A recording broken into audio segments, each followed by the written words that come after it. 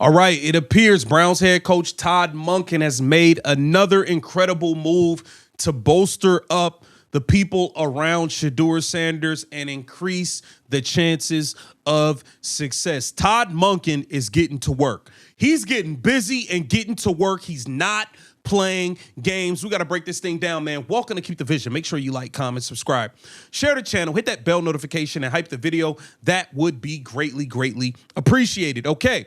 We are going to go over to cleveland.com. And here it says, Browns add two-time NFL senior defensive assistant and Dom Capers. Okay, this dude has a rich history in the NFL. He's been around a long time. Here it says, help is on the way for the Cleveland Browns' first-time defensive coordinator, Mike Ruttenberg. They've added former two-time NFL head coach and longtime defensive coordinator Dom Capers as a senior defensive assistant. Okay, Capers, 75, joins the Browns after spending the past 3 seasons in that capacity with the Carolina Panthers. He's been a senior defensive assistant since 2019 for the Jaguars, Vikings, Lions, and Broncos, as well as the Panthers. Here it says, Capers also brings invaluable head coaching experience to Todd Monken's staff, becoming the only assistant who has sat in the head chair. He served as the inaugural head coach for the Panthers and Texans. He also served as defensive coordinator for the Packers from 2009 to 17, and the Steelers from 92 to 94. In 2025, the Panthers finished 16th in total defense, 19th against the pass, and 12th against the rush. They were 10th in points allowed with 20 points per game. Here it says, Caper brings 51 years of coaching experience, including 41 in the NFL with 11 teams. He has served as a head coach or defensive coordinator for 25 seasons and has coached over 30 different players to 14 all-pro teams and 48 Pro Bowl selections. So you're getting a young first-time defensive play caller. You're going to put somebody with experience next to him to help him steer the ship. And all of this is going to benefit Shedeur Sanders because the better minds you have, okay, you got to think this guy has seen a lot. And when he's prepping the defense, he can help Shedeur Sanders prepare for what type of looks he'll be getting, what other teams did against him and why they did it. Okay, this is a bulk of knowledge and experience that will help Shedeur Sanders and this entire Cleveland Browns team, man. This is a great move. His career accolades include recognition as the 1996 Associated Press NFL Coach of the Year following a 12-4 season with the Panthers in a franchise second season.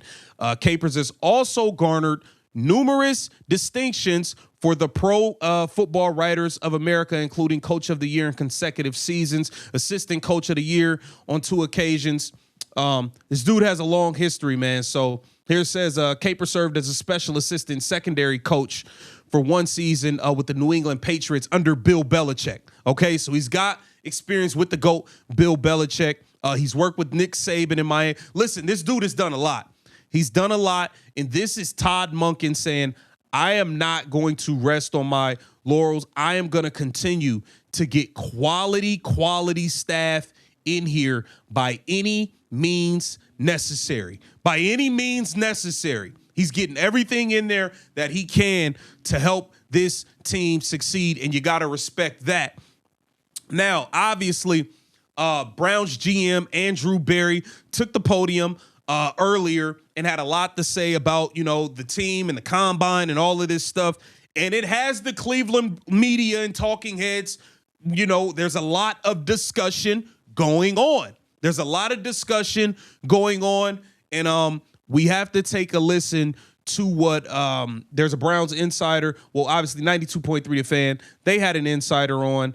And let's see what he had to say about Andrew Berry's decisions with this upcoming draft and everything that's taking place at the combine. It's like the miniature version, right? The mini series version of the Sunday show. Let's start here though. A couple of things stuck out with Andrew Berry to me. One, when he talked about youth, not always like the thought that youth means you're going to be bad, and he pushed back on that. And then also to free agency. The approach this year, going to do a little more than they did last year, but they're going to be careful because next year's when, as he put it, they're going to get really, hyperactive in free agency. What was your top takeaway from Andrew Berry's visit with you guys today?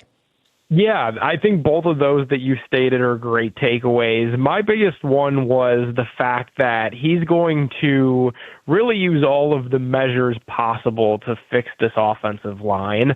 It really feels like when they're talking about investing in quarterback, like perhaps that means investing in quarterback in 2027 by building up the rest of this offense. And really, he had a huge focus on the offensive line today and mentioned the Chicago Bears and how they traded for a lineman and signed a lineman and had a couple young guys that got developed up that were backups ascend into starters, and then they ultimately drafted, a guard to finish off the job. So I think he's looking at using free agency and maybe some of the more limited resources that they have. He, said that in 2027 they'll be able to be hyper aggressive. I like that word, hyper aggressive, in free agency. So I really think they're going to focus on fixing this offensive line, which should be great news for whoever they decide to put at the quarterback spot. Well, right now, as we talk, they need 5 linemen, so I would hope that he's going to fix the offensive line. Let's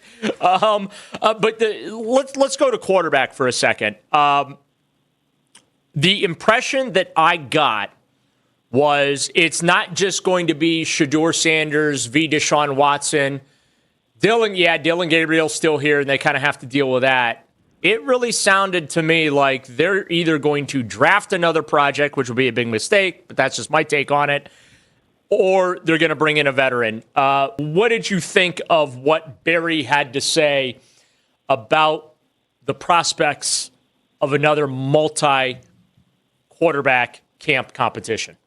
It is, dude. It's so fascinating because, I'm driving here. It's a long drive for me. I hate driving. And I'm passing the Peyton Manning statue, and it pops into my head. And it pops into my head. I'm like, you know what? We're getting ready to go interview Andrew Berry, and we're going to ask him about these offensive line prospects and maybe some receivers and what could Deshaun possibly do for you. I'm like, it really doesn't matter unless you have a quarterback like that. That's the immediate first thing that popped in my head when I drove past that Peyton Manning statue on the way to my hotel. And I think there's a couple different ways that you could look at what Andrew Berry's talking about. I think path one is that he is actually content and wants to get another look at Shedeur Sanders and let these guys compete it out. I don't really know what more you can learn from doing that, since that option only won you 5 games last year and got a coach fired, but it's an option.